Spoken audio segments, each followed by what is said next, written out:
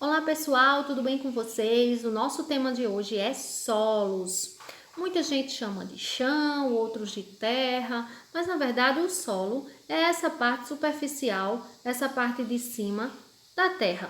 Aqui nós temos a rocha e aqui nós temos o perfil de formação de um solo. Então o solo, gente, ele se forma a partir do intemperismo, ou seja, do desgaste da rocha, da quebra ou da água que entra em contato com a rocha e vai desmanchando, enfim, depende do tipo de intemperismo, tá? E o solo ele vai ser composto por minerais, no caso os minerais da rocha, água, ar e matéria orgânica. Matéria orgânica que no caso aí são restos de folhas, frutos, galhos, animais que morrem, que se depositam no solo, enfim. Em geral, os solos, eles apresentam camadas, tá? Eles são divididos em camadas, chamadas de horizontes. Então, vamos conhecer aí os horizontes do solo. Primeiro, o horizonte O, que ele fica aqui nessa parte de cima, nessa parte superficial.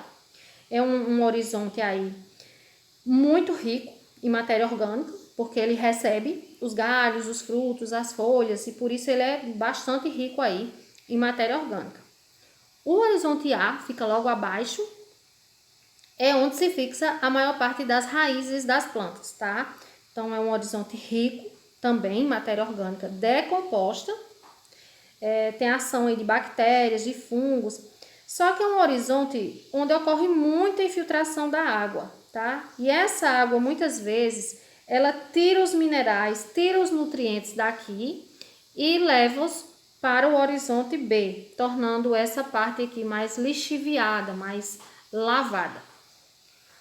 O horizonte B, né, essa parte aqui, tem menos matéria orgânica, né? Ele fica mais escondidinho aqui embaixo, então ele tem uma concentração maior de minerais, porque ele já está próximo mais da rocha mãe que ele se formou. Geralmente ele apresenta aí uma cor mais vermelho, amarela, né? E por estar mais embaixo, ele é menos afetado pela erosão. Beleza? O horizonte C tá aqui, ó. Ele é formado por um material menos modificado, menos alterado, tá mais escondidinho aí embaixo, né?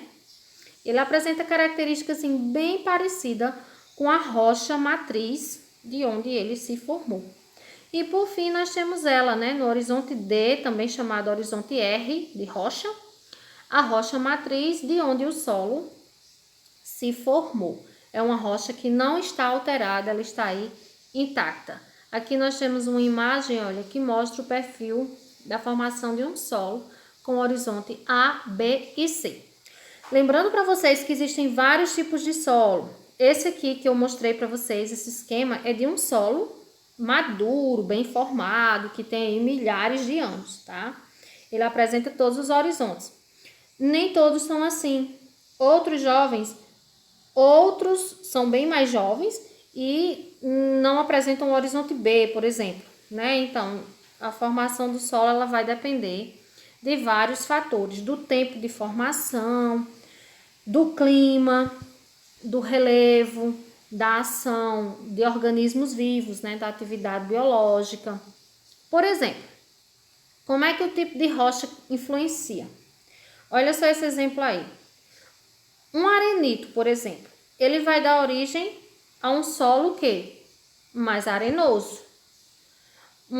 Uma hematita, por exemplo, né, a rocha rica em minério de ferro, ela vai dar origem a um solo de cor mais avermelhada. Então, vai depender aí do tipo de rocha, vai depender também do clima. Exemplo do clima. Em climas quentes e muito chuvosos, o solo, você acha que ele vai ser o quê? Mais profundo ou mais raso? Acertou quem respondeu mais profundo. Por quê, gente? Porque a água ela tem um poder muito grande de transformar a rocha. Então, ela vai infiltrando e vai contribuindo para formar solos profundos.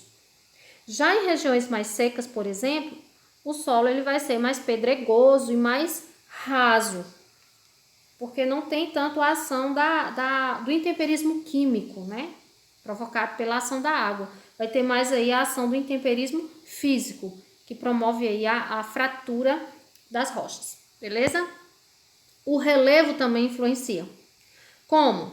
Olha só, em uma área plana como essa, e principalmente se ela tiver vegetação, a água ela vai infiltrar mais. Se a água infiltra mais, ela vai formar solos mais profundos. Já numa área, por exemplo, de serra, que tem uma declividade maior, a água ela infiltra menos e escoa mais.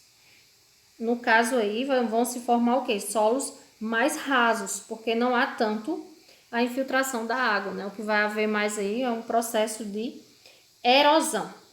E tem também, gente, a ação dos seres vivos, né?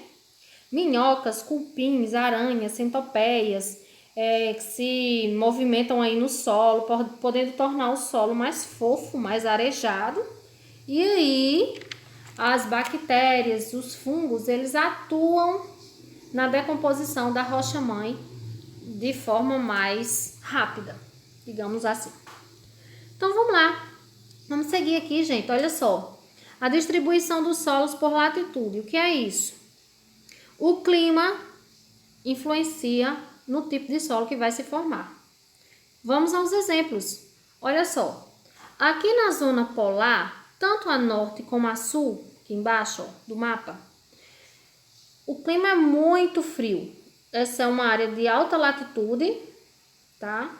E por causa disso, os solos, eles serão pouco desenvolvidos, né? Devido ao clima ser mais frio. Então, o solo ele vai permanecer congelado na maior parte do ano e coberto aí por uma fina camada de gelo chamada permafrost, beleza? Já nessa zona temperada aqui, ó, tá destacada na cor amarela, tanto da norte como do sul, o clima aí também vai ser mais frio, tá? Não tão frio como nas zonas polares. E aí, gente, vai se desenvolver solos do tipo pó de sol, que são solos muito, muito férteis, muito ricos em matéria orgânica. Nas áreas mais chuvosas dessas regiões aí, os solos são ainda mais ricos em nutrientes, como por exemplo o Chernósium, que é um solo conhecido como solo negro, que é um dos solos mais férteis do mundo. Então, nessas áreas verdes aqui claras, ó, nós temos solos férteis do tipo pó de sol. E nessa área escura aqui, ó, principalmente aqui na Europa, nas regiões de planícies, né, nas regiões de pradarias também, da Europa e Ásia aqui, né, no caso, são solos do tipo Chernósium, que é um dos solos, como eu falei, mais férteis do mundo, tá? E aqui na zona tropical, na zona mais quente e chuvosa da Terra. Aqui, gente, por incrível que pareça, os solos tendem a ser mais pobres em nutrientes e sais minerais. Por quê? Por causa do processo de lixiviação. O que é isso?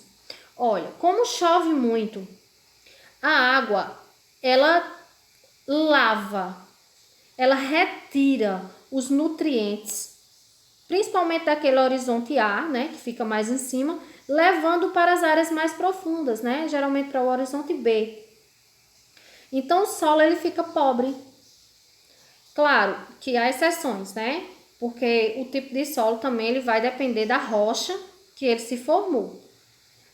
No Brasil, por exemplo, nós temos o solo de Massapê, né, que fica aqui no litoral do Nordeste, que é um solo muito rico, tá?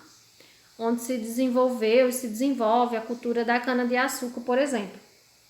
Aqui no interior de São Paulo, parte do centro-oeste e do sul, nós temos também um solo muito rico, tá? Que é formado pela decomposição do basalto, que é o solo de terra vermelha. Então, tem esses, são chamados aí, né, de latossolos. Os solos das zonas tropicais, a maior parte deles são chamados de latossolos. Já esse aqui, olha, da floresta amazônica, é um solo pobre, por causa do processo de lixiviação. Como é uma área que chove bastante, o solo ele se torna pobre em nutrientes. E você pode se questionar, ué, mas como é que a floresta ela sobrevive em uma região de solo pobre? Justamente porque ela é autossustentável. As folhas que caem, os frutos, os galhos vão se depositando e formando uma fina camada de humus que contribui aí para a sustentação da floresta. Então, se a floresta for desmatada, for retirada, essa área vai se tornar muito improdutiva por causa desse alto processo de lixiviação que acontece aí, certo? Muito bem. Aqui nós temos o solo de Massapê, no litoral do Nordeste. E aqui nós temos o solo de terra roxa, no interior de São Paulo, região sul, parte da região sul e centro-oeste. E nas regiões áridas e semiáridas, como é o solo? Olha, além de ser mais raso, mais pedregoso, o solo ele tende a ser mais ácido. Por quê? Por causa do processo de evaporação. Então, sol intenso, calor intenso, a água evapora do solo. E o que fica no solo? Os sais. Claro, né, gente? Com a tecnologia, né? A tecnologia avançou bastante. E hoje é possível fazer a correção do solo com nutrientes, torná-lo mais produtivo, fazer adubação, fazer calagem. Mas a gente precisa compreender as características naturais do solo, cuidar e preservar, porque o solo ele é um recurso que demora milhares e milhares de anos para se formar. É um recurso muito importante, porque é através dele que se dá a produção de alimentos, o desenvolvimento da vegetação, ele promove a infiltração da água, ele é um recurso vital, ele precisa ser conhecido, ele precisa ser cuidado. Infelizmente, práticas como o desmatamento, as queimadas, o cultivo excessivo, a pecuária, tudo isso tem contribuído para desgastar esse recurso tão importante para todos nós. Aqui nós temos uma atividade para que a gente possa praticar e compreender mais. Um abraço e bons estudos!